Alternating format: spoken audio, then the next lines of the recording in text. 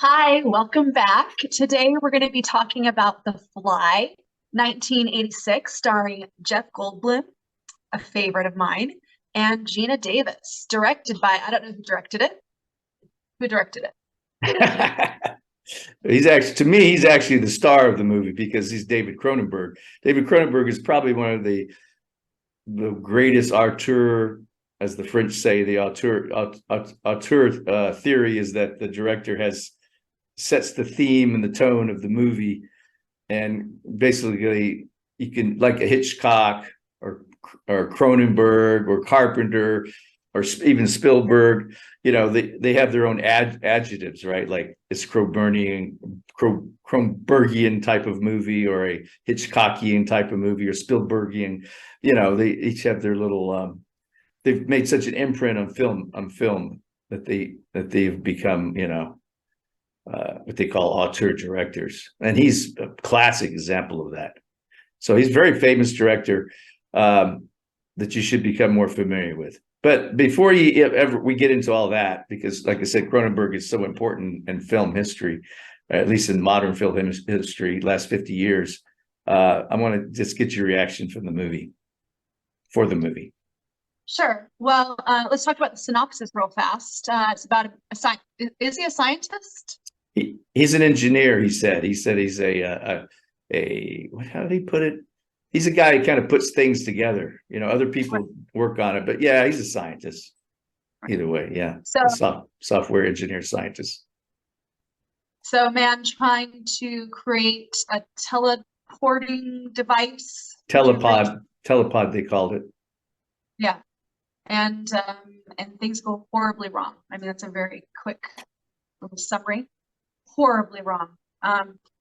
Well, it's a very gritty film, I would say, extremely gritty, and very not just gritty, but there's a lot of, let's see, sexuality that is very gritty also. I can't think of a better word for that in both cases.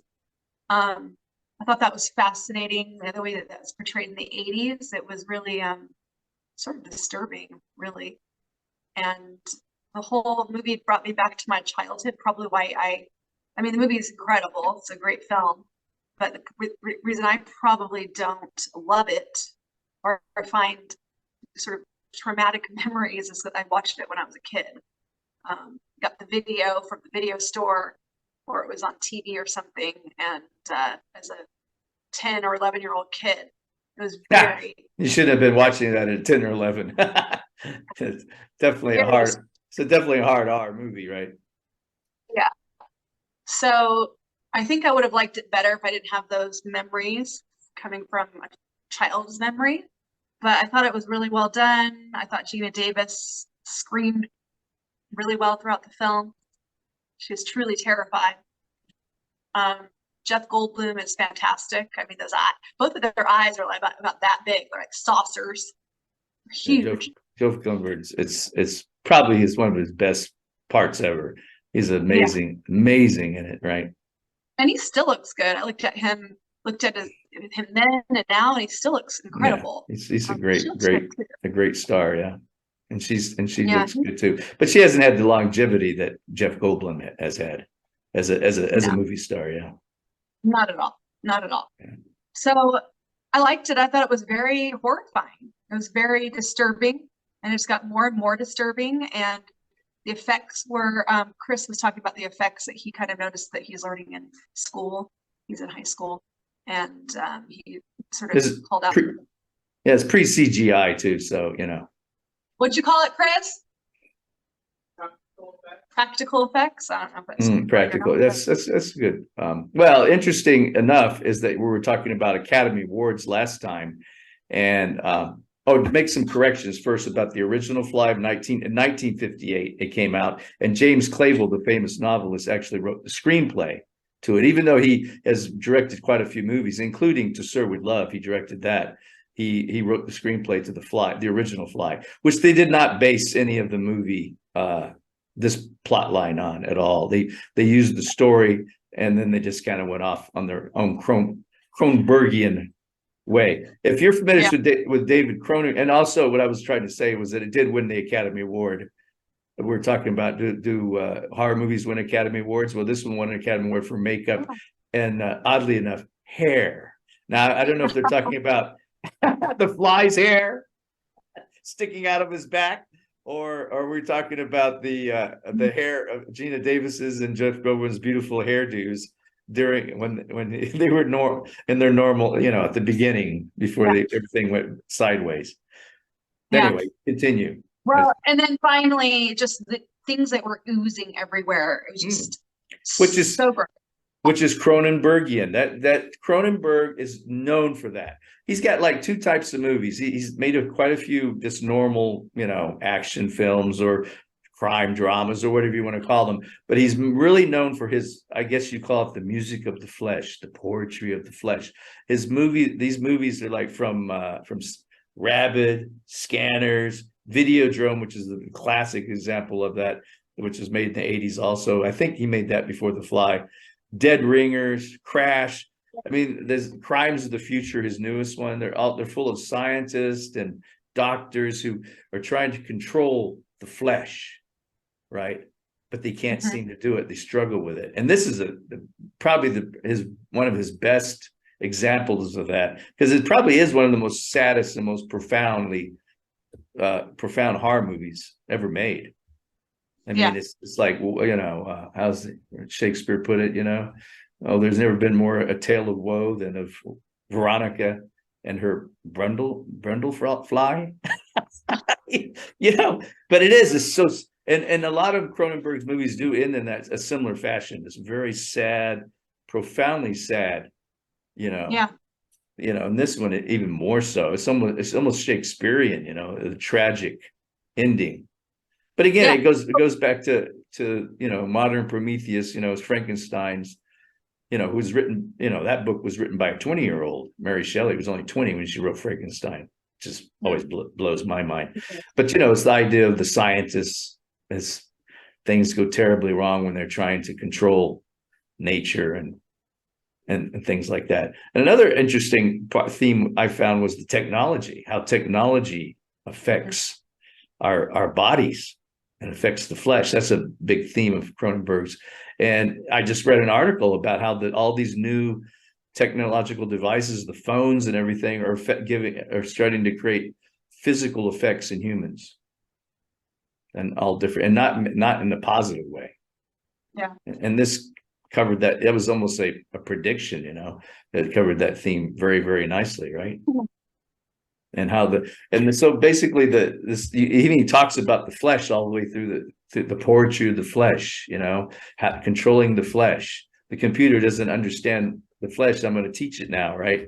All these things. So that's all it runs through his movies all the time. So if you go back and start watching some of his films, you'll see all that connection in all of them. It's just a theme. He's actually was a clinical psychiatrist or a clinical scientist. Cronenberg, that's what he was trained as. So he's trained as a scientist himself before he got into movies. But he's been making these things for 50 years, He started out, he's Canadian. He started out in Canada and he made a couple of horror movies. Again, classic example. If you want to start making movies, start making horror movies, because they never lose money, right? Yeah. People put down good bread just to see the oozing. Well, yeah. Get the adrenaline pumping, forget about our problems, There you go. These guys had much worse problems than we'll ever have. Yeah. Although I think that's what's happening inside of all of us with our phones. We're becoming the fly. It's true. I mean, that just reminded me of how great Goldblum was. Oh my God. I know. I mean, he just even the littlest things, he's always trying to do. But he was really amazing in this. And Geena Davis is so beautiful, and she was amazing too, playing off. I mean, it was a very small cast. It was basically a love triangle. Yeah. I was, the end scene where he's eating away at his hand and his foot. I'm screening Cronenberg at the screen, like, oh my God. Yeah. Well, I saw it in '86 when it first came out, and I was already fairly old by that time, or late 20s or whatever. And or even I may have been in my 30s. Yeah, I was at least I would think I was 33. So it definitely affected me. But I'd already been a Cronenberg fan, so because I've been very familiar with his work before that. So this was like I didn't run to go see the movie because of Geena Davis and Jeff Goldblum. I don't think I even really knew that much about them. They were new stars at that particular time, right? Mhm. It was way before Jurassic Park or any of that stuff came out. So it was David Cronenberg. He was the star, when it first came out. You go see it because of him. But then, of course, with Jeff Goldblum, he did such, and he made. I had seen him in other movies before that I liked, but that was The Fly really put it over the top for me as him as an actor. And I particularly like the screenplay. I thought the screenplay he and Cronenberg helped write the screenplay. I thought that was fantastic. I like the foreshadowing at the beginning. He's talking about when he's going home. He says he's getting motion sickness, which relates to the telepod. And then he says he puked on his tricycle. I said, because I knew the storyline. I said, oh, that's such a great piece of foreshadowing, right? That they put in there right at the beginning to foreshadow things to come. And then I was gonna say that 86 was a fantastic time for movies. The Platoon came out that year, Aliens came out that year, and Top Gun came out that year. Wow. 3 huge classics, including The Fly. So it was a very good year for.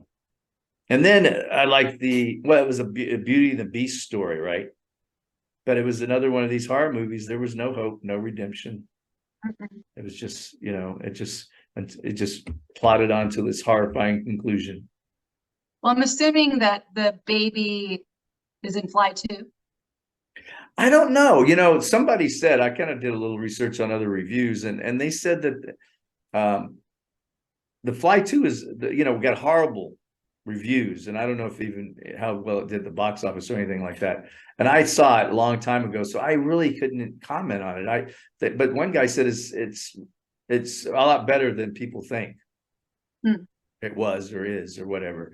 So I might have to go back and take another watch and see what I think and see if it follows the storyline. But it's not directed by David Cronenberg. There's no Eric Roberts plays the part. I'm pretty sure it's Eric Roberts when he was a lot younger. Maybe he plays the son. And I think Geena Davis has a small part in it. So maybe it's the mother later on. So I don't know. Again, I haven't seen it in so long. The Fly, though, is a classic, and it fits perfectly into Cronenberg's, films.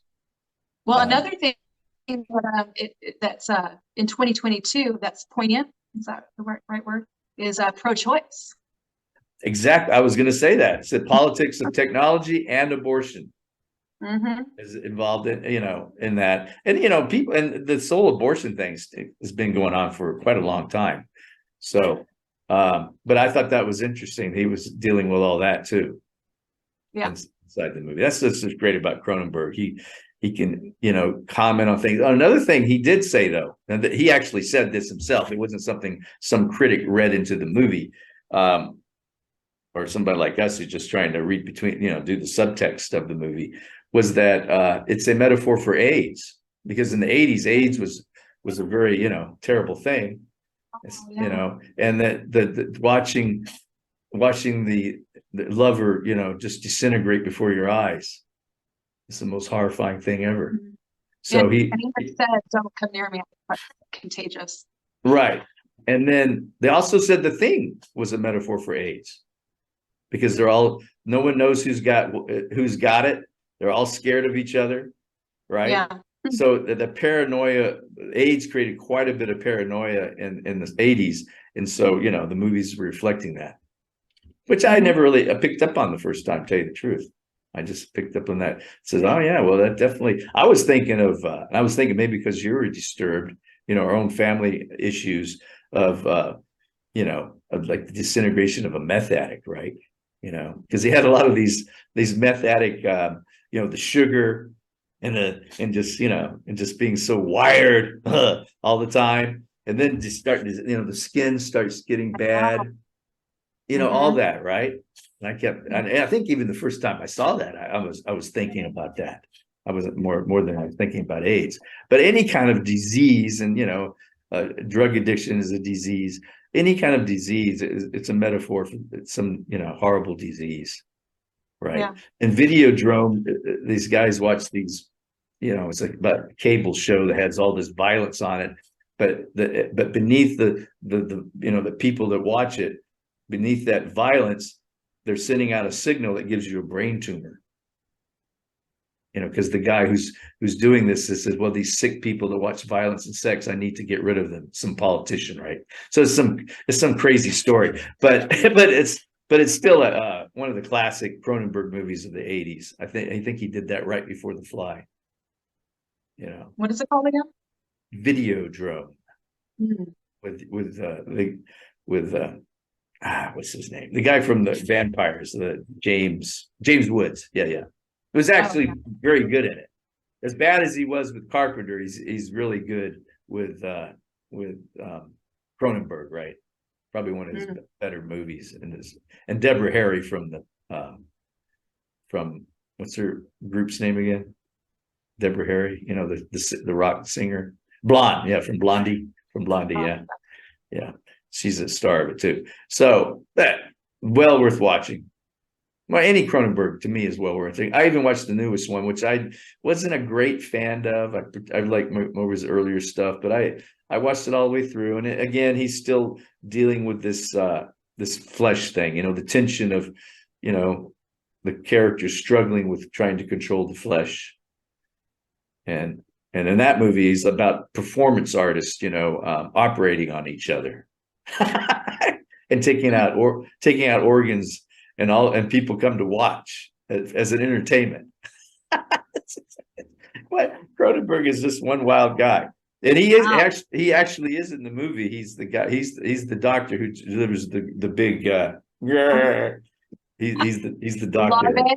He's the what? The larva or larva? The larva. Yeah, he's the doctor who delivers the larva. Yeah, So, to me, it's like one of the great classics. Right. Roasted Tomatoes gave it 92%. It gave it the same rating as Barbarian got, so which is amazing. Yeah. And I'm sure I didn't even look and see how much money they spent on The Fly, but I'm sure it must have been much more than $4 million. I would think, right? I think I had it up for a second, but I'm not going to look it up. But I'm sure it must have been just for makeup and stuff like that. Oh, and another correction I want to make about Academy Awards. The Exorcist got Best Screenplay, Best Adapted Screenplay the year that it came out. So horror movies do get Academy Awards if they're well done, right? So that's, I want to be in a horror movie. Cast me next. I can scream. There you go. Become the next Scream Queen, like Mia Goth. If I can get you to ever see X, she's the new Scream Queen, because she's done a lot of horror movies. That's Sheila LaBeouf's wife, mother to his child. So I can see why he gets driven crazy by her, right? Not because of anything. It's just that she's so popular right now. Yeah. More popular than he is. But anyway, if you ever get a chance, check it out. I suggest that to everybody out there. X is a superior horror film that creeped me out in all kind of strange, weird ways. It was like I was almost confused about how I was being so creeped out by it. Not necessarily from the the slasher elements of it, but from just the way it was laid out with his characters. But anyway, it's an important a new horror film. But as far as The Fly goes, I think I've covered pretty much everything. It's unless you can think of something you want to ask about it. No, I said it was gritty and seedy was the other word I was looking for. Seedy, yeah. Because he was well, he's an interesting character. He lived in that little warehouse, which I guess he had to as a scientist, and he's trying to keep a low profile because he doesn't want people to know what he's up to, right? Yeah. So he's living in that weird neighborhood. Well, she didn't want to go out with him, but he somehow talked her into it. That's true. And then look what happened. Lured in. Beauty and the Beast. Yeah, and then one last thing was just the 80s. I mean, it's still happening today, but the way that the boss was treating her, Oh yeah, as a yeah. woman. Right. I Yeah. was a little irritated by that guy. I said, man, I was Yeah. kind of happy. Again, he was kind of like a from Barbarian Justin Long character. Hmm. And Yeah. it was only the 80s. Cronenberg is known for predicting a lot of things in his movies Hmm. that come about later on in technology and in human social in the social environment and everything. So he's Yeah. just a I would his son's making some movies and he's made a couple of good ones, but nothing to me on the caliber of his father yet. That might take time, but Cronenberg is just I mean, he is really a force unto himself. He's kind of carved out an entire niche with this whole flesh thing. And he's made other great movies that have nothing to do with any of that theme, but that's his favorite. It seems like that's his favorite theme because a lot of his movies have been made around that idea of the flesh, right? Of Yeah. controlling the flesh and not being able to control it, and it takes over. And I mean, again, with disease and everything, that's true, right? I mean, you can't. And maybe that's as a trained doctor or clinical scientist or whatever. Maybe that's what he saw. He just, oh my God, there's no fighting this stuff. No matter how you try, it still takes over, right? Another thing that stuck with me is, again, all the fluids, the flesh, the fluids coming out of his fingers. Ugh, it's disgusting. But when they're having sex and she says, oh, I can't believe there's anything left in you, any more fluid left in you. Mm. Again, just like the fluid, like even like in their sexual escapades, like talking about fluid. I was just like, oh my gosh, this movie is just like, cringy on every level. You've never that was this actually a pretty toned down Cronenberg. Where is it? Oh my God. Well, one of his first ones called Rabbit. The star was a famous porn star of that time, Marilyn Chambers, and it's about people who get sick in an apartment complex, and they go around, they vomit on everybody, and it looks like white fluid coming out of their mouth. It made me laugh, but yeah, of course I find that kind of stuff funny. But it's done with such it's another bizarre bizarre film, a Cronenberg, There's nothing clean or romantic or like, you know what I mean? Like everything was just dirty, gritty, yeah. grimy. He did one. He made one about Freud also, and dealing with some lady who was obsessed with S&M, Hmm. which it might have been true or not. I don't know. But anyway, he likes these things, and then another one of his crime dramas, Eastern Promises, I think it was called, with Viggo Mortensen. Fantastic movie, but not the only they had a great scene in the steam room where they have this big fight. That's about as slimy as it got in that movie. I don't remember it being, it wasn't that type of movie. So yeah, but when he gets into the flesh, I call it the music of the flesh, or the poetry of the flesh. Even Goldblum character, the Brindle character, used that term, poetry of the flesh, in the movie. But that's a very good term for all of Cronenberg's flesh movies, right? That deal with that type of thing, the oozy stuff. I think he said he wanted to really see how far he could push in a mainstream film, push the ooziness and the sliminess of it. Memory, it was just quite disturbing. Yeah, But well, that is definitely not a movie for a 10 or 11-year-old. yeah, You get those ratings for a reason. but as a late 40 something year old, 47-year-old woman, Oh, I say, 100%. It was excellent. Fantastic it was film. great. I forgot my water again because I've been running around trying to get moved into my new place. So, but I'll pretend this. Yeah, you had the glass this time. So I'm giving Cheers. it a full glass again. One, because I'm a Cronenberg fan. I didn't wasn't a great. I give the Crimes of the Future, I would give that like 50%, but just because it had so many good stars in it, and it was a kind of a strange, interesting story. But this one, I thought it clicked on every level, on the subtext and on the politics, on the acting. Jeff Goldblum is just unbelievable. The special effects, everything, right? Yeah. Yeah. I concur. So if you've never seen The Fly or familiar with David Cronenberg's work, it's definitely this is definitely, you must put that on your list. I think I looked at the list of all of Cronenberg's films. He's made quite a few. I think they had this at number 2 or number 1 of all of his movies. I think I take it back. Videodrome was number 1, and then The Fly is number 2, which he made right in the same time period, within the 3 or 4 years of each other. So those are those would be 2 good double features if you want to get into the ooziness of the flesh.